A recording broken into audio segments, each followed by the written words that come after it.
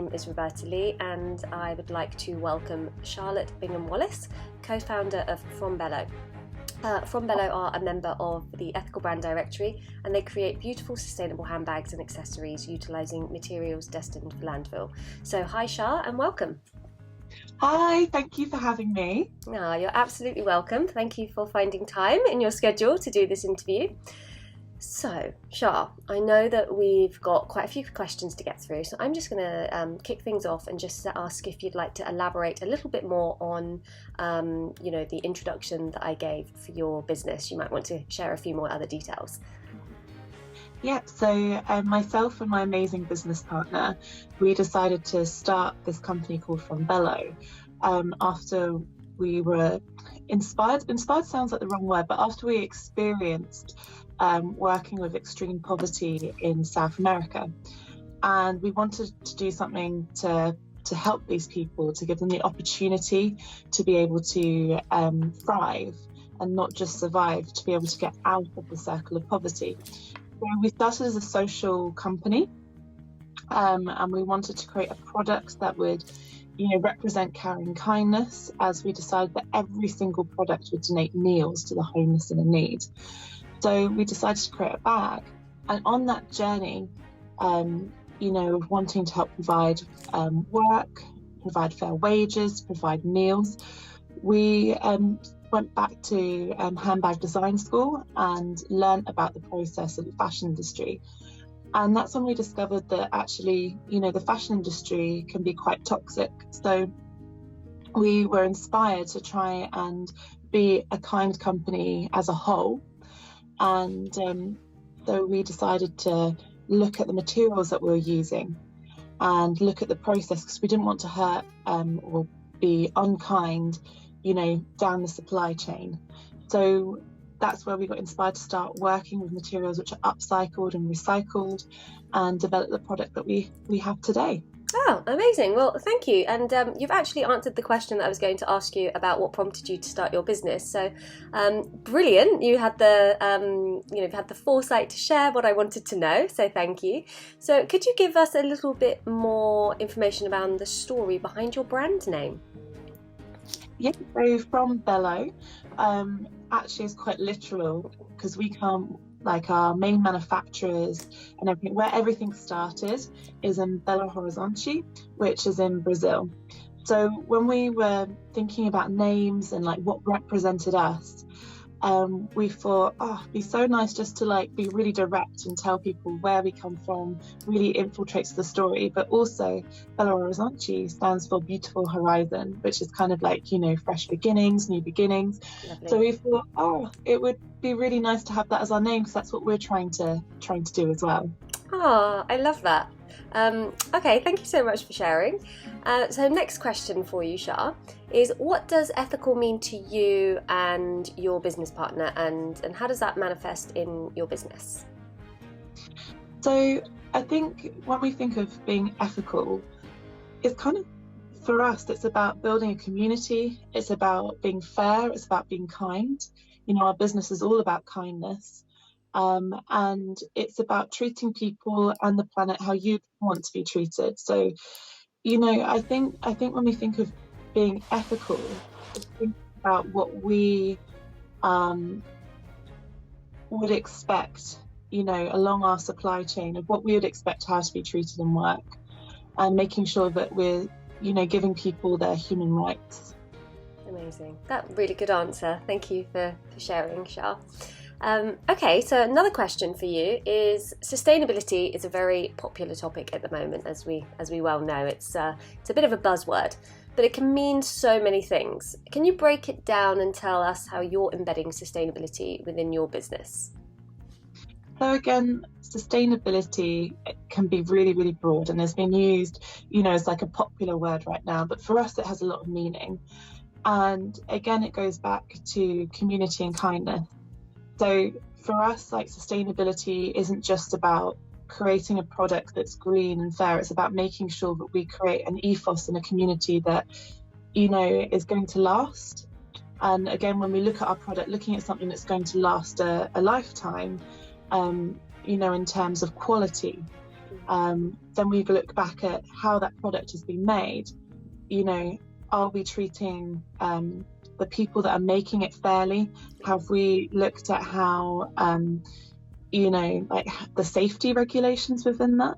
It's about looking at longevity for, you know, the product, the environment, and then also the community that make that, and being responsible with that as well. And then looking at what the products, like if someone is finished with that product, what happens to that at the end of its life cycle with that person? How can we be responsible as a company? Ah, amazing. And look, I know that you specifically, as part of one of your strap lines as well, is around avoiding materials going destined for landfill. Could you just share a little bit more about the materials that you use and how you are, you know, diverting so much from landfill? Yeah, so we got inspired by a law in Brazil that every 10 years you have to change your seatbelts. And we were like, I wonder what happens to that material afterwards. So seatbelts are plastic-based material.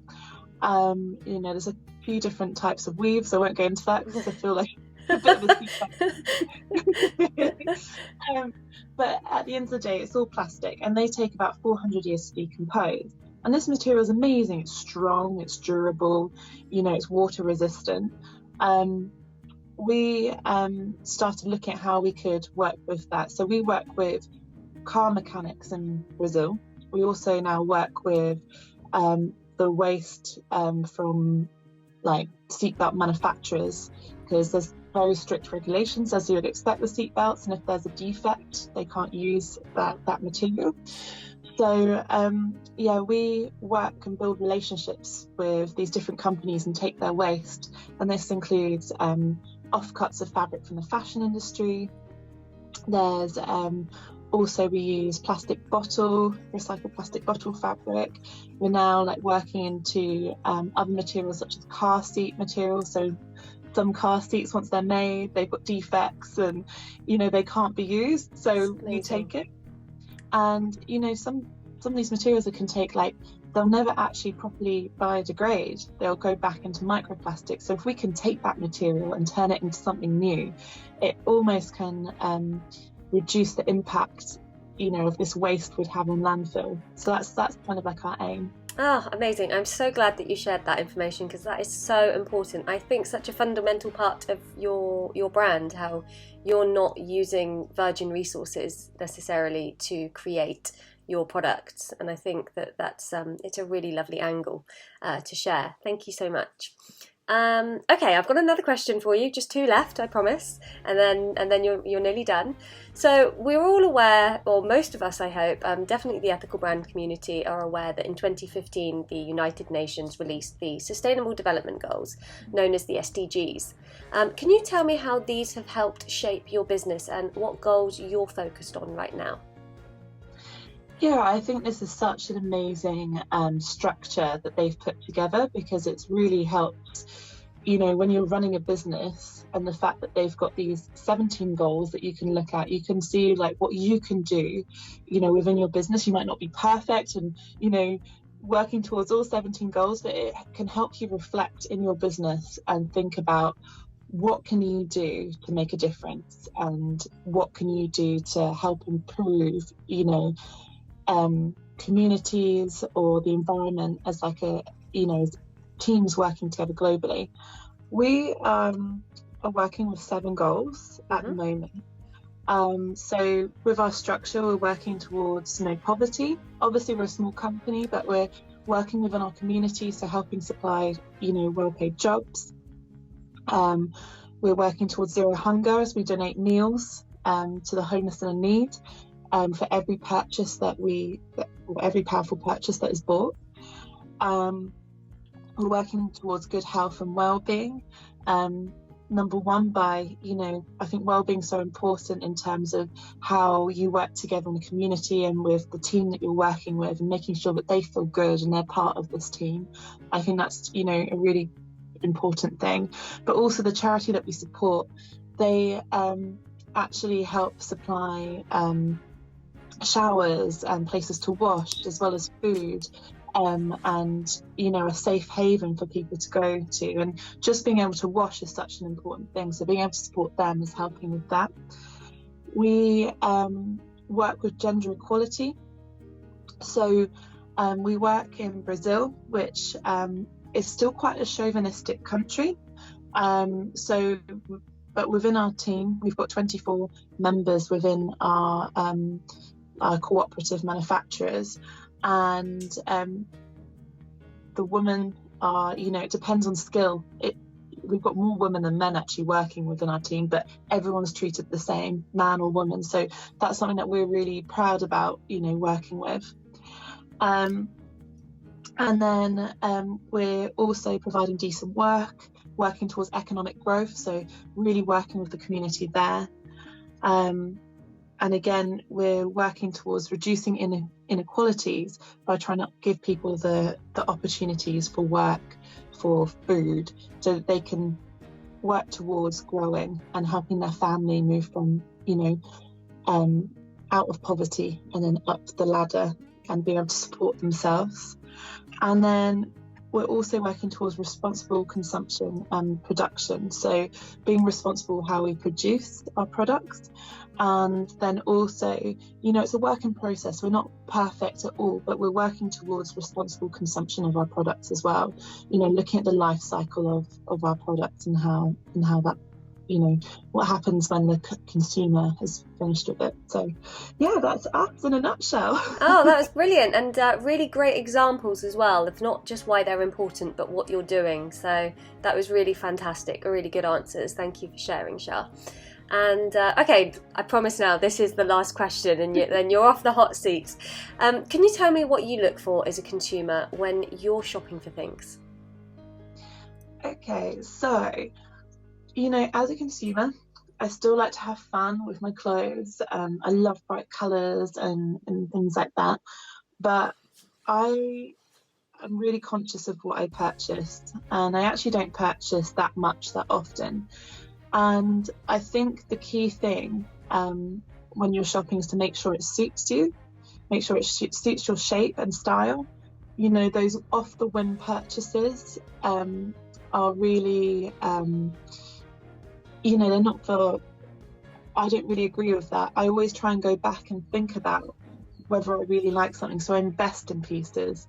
And, sometimes when I'm looking at brands and like who I want to support, they don't necessarily have what I want all the time, but I try and work with companies or try and buy from companies that I know that hold the values that I hold as well. So that's kind of like my little guide. So think about it, stop and pause, maybe sleep on it. I always say I need to dream about it for a couple of nights before I go and purchase it. But also making sure you know what suits your shape and trying to get your own style, which I know you, Roberta, you're very, you're very much promoting that as a stylist. I am indeed.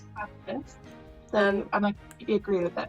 Oh, amazing. Well, I mean, I have to fully endorse your response to question number 6, because yes, totally.